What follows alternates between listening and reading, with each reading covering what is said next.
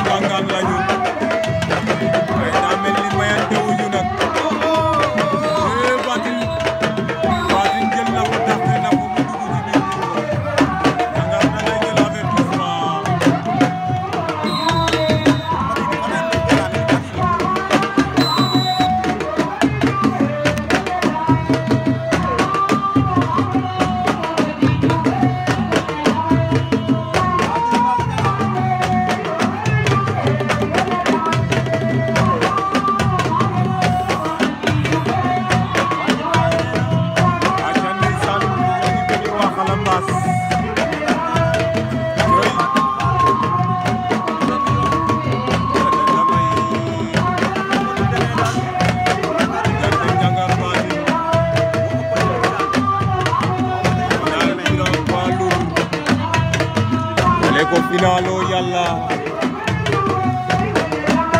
aja di bege wa 100% Mbouloum TV aja ñoo ngi bege wa Ndangaan Sambu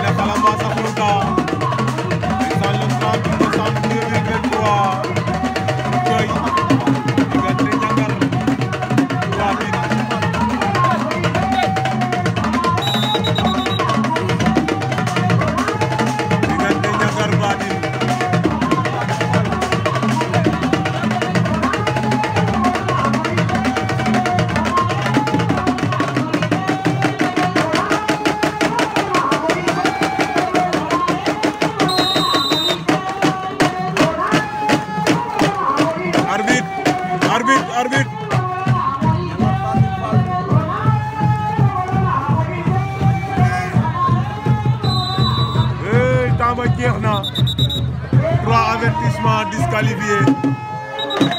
Aca ndeysaan Batine Fall vainqueur. Et ci 3 avertissement la. Et arbitre bi day nelaw.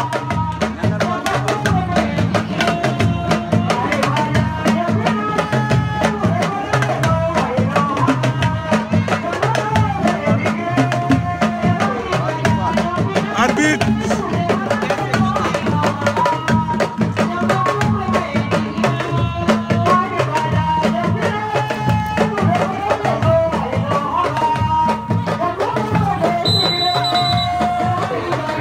Lambu ja jeex na 3 avertissement wala 4 kay boo woy 4e avertissement dama yàgg Batine Fall vainqueur